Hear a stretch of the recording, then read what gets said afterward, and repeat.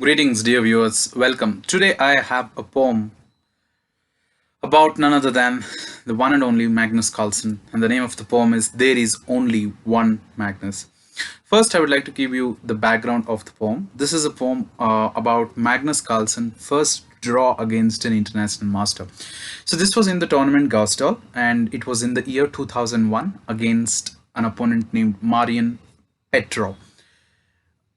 Magnus Carlsen was invited to this tournament, and it did not go very well, at least for the first few rounds. For example, he started with a draw and four losses, and he somehow consolidated it with four draws, concluding in the tournament. But overall, it was not very good, but he did impress a lot of people. He was just 10 years old.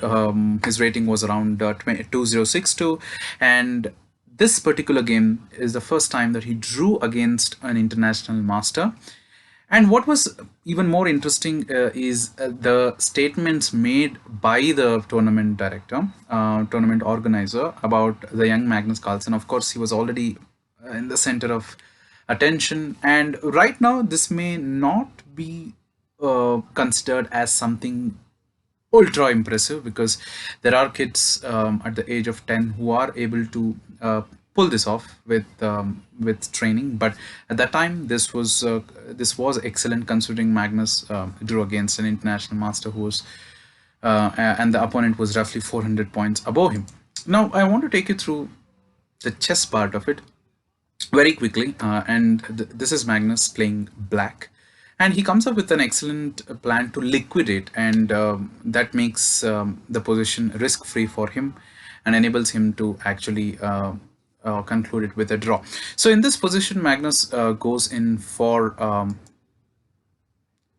rook. First he moves the rook to the c file, so he comes up with rook b to c8 here. This is what the move he plays, and then what follows is just liquidation. So queen into b7, queen into b7, bishop into b7, rook takes c3, bishop d2, rook a3. So it in a way it requires a lot of calculation, because if you go wrong, then there's a chance that you'll lose it immediately. You may lose a piece immediately. But Magnus, of course, he was already good enough to come up with a plan that ensured that a lot of pieces, as you can see, when the rooks, a pair of rook is traded, and the resulting position is quite simple, and it is quite evident that it would fizzle out to a draw. And as I told, once the tournament was done, the tournament director had to say the following against Magnus Carlsen. So he said, "I will never again be afraid to invite him to tournaments.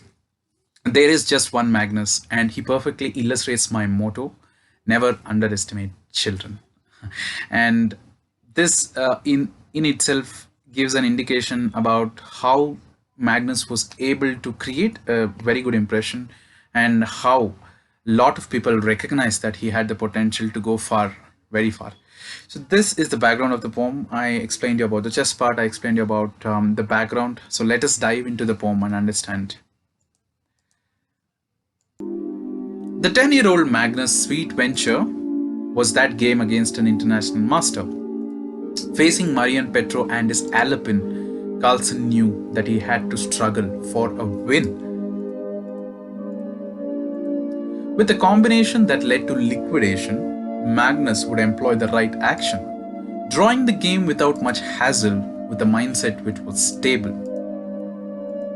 The tournament organizer, Mr. Hans OLAV LALHUM, as though predicting Magnus' future stardom, exclaimed the following in delight, which were words beyond right: "I will never again be afraid to invite him to tournament. There is just one Magnus." Competing against someone so higher in the rating might have led many youngsters' heart heavily beating. But this youngster was beyond his age, and soon would have a permanent place on the chess center stage. I hope you like the poem. Thank you very much for your time.